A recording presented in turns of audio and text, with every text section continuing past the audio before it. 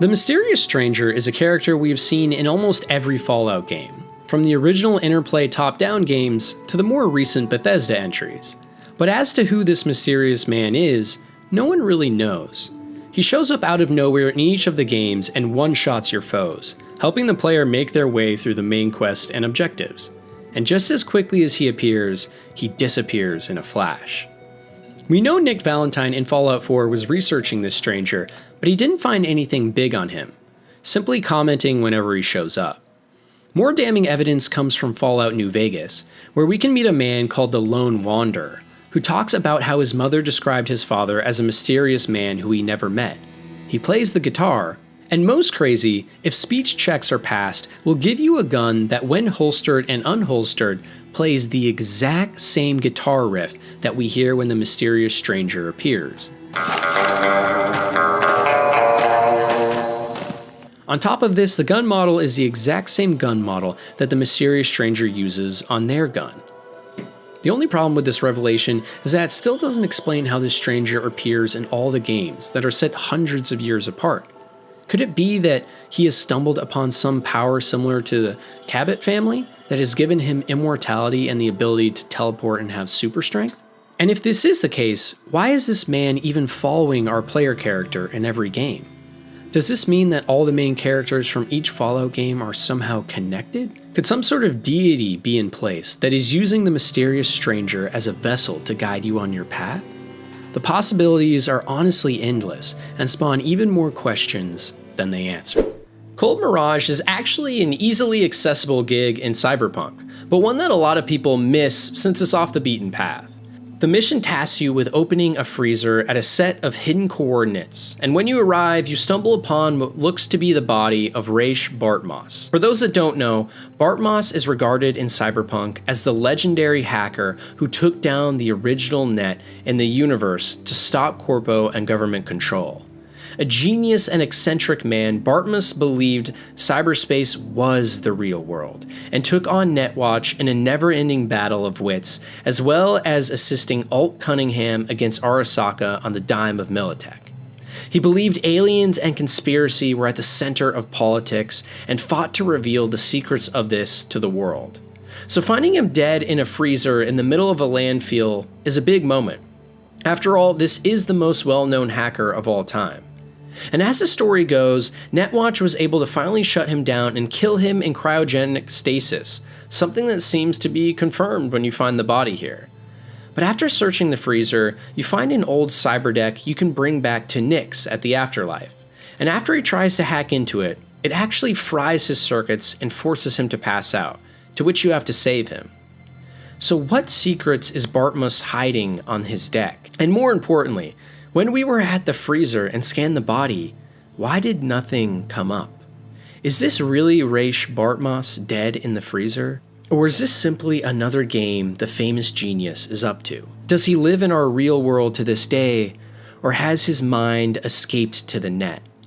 It is implied in multiple data entries throughout the world of Cyberpunk that Bartos lives on in one way or another, with multiple hackers on the dark net expressing concern that recent ICE and injection protocols showing up on the deep net resemble some of the old work of Bartos. Either way, the legendary hacker in all of Cyberpunk's history most definitely has something else left up his sleeve. For FromSoft veterans, the name Patches probably brings a smile or frown to your face. He is a renowned and recurring trickster character that has appeared in every Souls-like game besides Sekiro, and in each of the games, he is known for deceiving players into their death and misfortune using the allure of a tasty treasure. He actually made his first appearance in FromSoft's Armored Core 4 Answer from 2008, and ever since they have included him in almost everything. In the Souls games, players grew a love-hate relationship for him, as he would try to trick players into dying to steal their things, but if spared, he would also later help the players and provide some of the most useful items in the entire game. In Bloodborne, he had his potentially most frightening reveal when players found Patches head stitched onto a spider that was once again used to play a prank on the player. And in Elden Ring, Patches even has his own questline which he is involved in, but sadly it's not fully complete, maybe being saved for a future DLC or sequel. But nonetheless, once again, in Elden Ring, Patches is at it again trying to trick players into their death. For most players, Patches will first be found in Murkwater Cave, where he will initially try to kill you, but upon being bested, will ask for you to spare his life. If you do, you will find him in multiple places throughout the world, including the Volcano Manor just outside the main room, and also once again playing a trick on you at Mount Gelmir. For any player that stumbled upon these weird glowing rocks near the edge of the mountain, you may have wondered what these were and if they held a secret. Well, for anyone that missed it, if you actually walk by and investigate each of these rocks by the cliff face, a cutscene will play where Patches comes up behind you and kicks you off a cliff. Well, if you really are that gullible...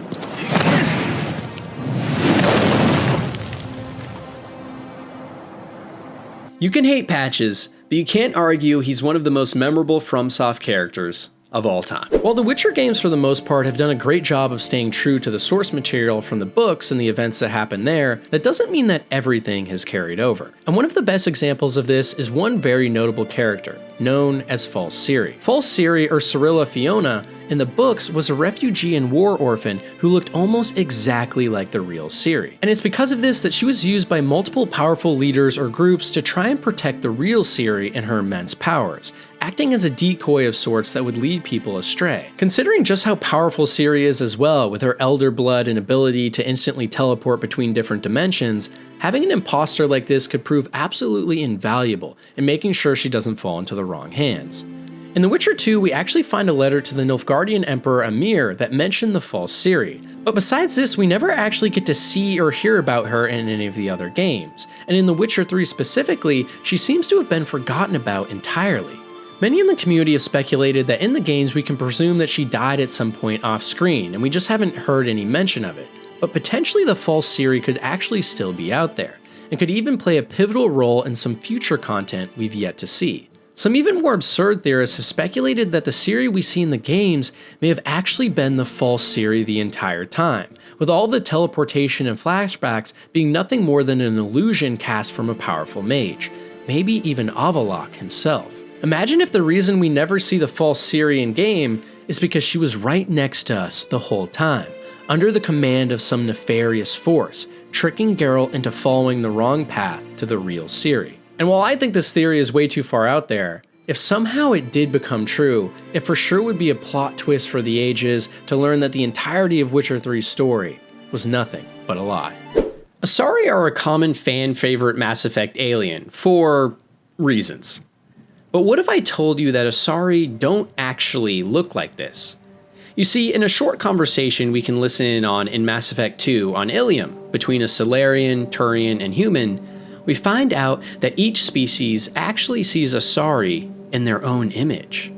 This means that these human-like Assari that we see throughout Mass Effect only look like that because they are mimicking what our brains want to see.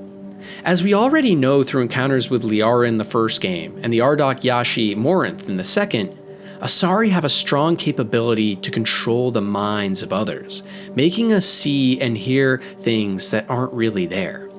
So this begs the question then, what do Assari actually look like? And could this also be why all Assari are seen as female? As females are commonly regarded as the fairer sex for most alien species in Mass Effect. These implications become scary when we realize that many of our original assumptions about the Assari race could actually just be clever manipulations by them to control us. We know that Assari children are always born Assari, regardless of what species they have mated with. So maybe the Assari are actually a parasitic race that is trying to feed on the galaxy by tricking other species into mating with them, ultimately to grow their influence. However, we do see some Assari statues at their temple in Thessia in Mass Effect 3, and these statues do in fact look like the human-like Assari we're used to, but this could just once again be more manipulation and tech even on the statues on their home planet. If these theories are true though, that would have some very damning consequences for characters we love like Liara, who may in fact be parasitic blood-sucking monsters out to take over the whole galaxy. Or I'm just crazy. Potentially the most terrifying creature in the entire Destiny universe, the Infelion is a monstrous folktale only mentioned briefly in some Awokian Techian dialogue and lore entries. Rumored to be an amalgamation of fundamental forces of nature itself, specifically radiation and blue light, the Infelion kills absolutely anything in its path, leaving no survivors, and even more hauntingly, essentially no evidence that it even was there in the first place. We first see an example of this in a specific lore entry that recounts the finding of a downed Awoken ship presumably attacked by an Infelion. No evidence of hull breach was found. No evidence of Maltech detonation was found. No evidence of hostile alien interference was found. No evidence of internal sabotage was found. No survivors were found. And you see, this creature's convoluted and scary backstory only gets more weird when listening to some of the dialogue sequences when checking out Awoken Techian statues, which for those of you that don't know, are often erected for dead great warriors or people in their culture. The Techians you see here died while they were entranced together. Sometimes when you are in communion, you cannot see what is coming close, like the Aphelion. Their last words were these. First it shimmered, then it crawled, and then it screamed. So while we haven't actually seen an Infelion in-game yet, and have only heard small whispers of them here and there in the lore, the Infelion is most certainly a real entity in the universe, and potentially one of the strongest things we have encountered up to this point. But these mysterious beings are still shrouded in immense secrecy as to even what they are, with some prominent theories maintaining that they could in fact be the same shadow creatures that the RSS Amistris ship came into contact with some point many years ago, which were said to be menacing and otherworldly. We actually have a full black box recording of the ship's run-in with these otherworldly beings too, that can be decoded and says the following. Information received. Considered sober, dependable, not a fantasy, reported a glowing creature on ship moments before NLS jump. Mayday, mayday, mayday, all stations. This is RSS Amistris. We are under attack. Our hull has been breached. Mayday, mayday, mayday. This is RSS Amistris. Please, someone. I'm an idiot. They're screaming. Listen, they're all screaming. Mayday, mayday. This is Ven Assar on the RSS Amistris. We are 300 souls aboard. Something is happening. Everything is blue. Something is here. A Starfleet found that the Amistris was unsafe to board due to radioactive surface contamination. SAR deployed multiple crowd drones for interior survey. Most horrifying of all, though, this attack triggered what is known as a Skyshock alert, which is reserved only for attacks coming from aliens outside of the known systems. So this means that these strange shadow creatures that manage to decimate an entire crew instantly and leave barely no trace most likely are the same creatures referred to as the Infelion by many ancient Awoken lore texts. And if this is in fact true, that would mean that these monsters are something unlike anything else we have faced. Creatures constructed entirely of primal matter of the universe itself, whose screams are said to strike horror into any living being. At some point in the near future, it's entirely possible that we may find our first real Infelion in-game, and use it to unlock the mysteries of the universe further into deep space than we have ever been. But either way, and even just the short periods in which we have heard about the Infelion and the shadow creatures, it truly sounds like one of the most panic-inducing enemies in all of Destiny that almost no one knows about.